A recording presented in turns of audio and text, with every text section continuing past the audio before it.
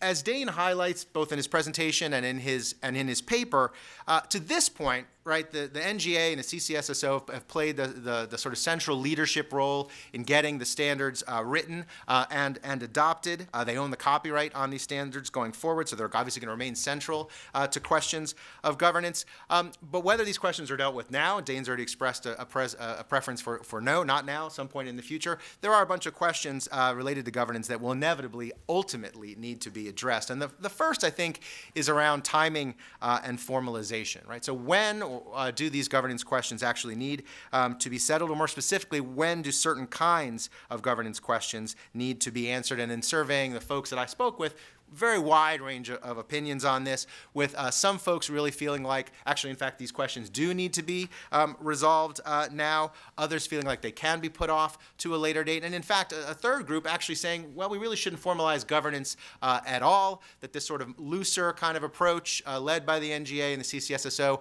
has worked well and actually would work well in the future and would avoid any kind of political pushback to the perception of centralization, even if not federalization, and the argument that any kind of national governing entity would constitute some sort of national school board. On the other hand, why do this now? I think, as people have revealed today, there's a lot of concern about the rollout of the standards and the assessments, and in particular, as the implementation of this is moving forward, there's a lot of concern that the standards will be revised too early or too often, that there's a lot of political turnover out there already in the field in terms of the governors. Over half of the governors that were in office when the standards were adopted have now left office. A lot of state chiefs have also left. You've got elections coming again in 2014. There'll be more turnover. And also, a lot of political turbulence, as people have mentioned, is expected when the first test results come out in 2015. We're already hearing about the curricular and instructional changes that need to be taken, the effort to do so, the costs associated with that.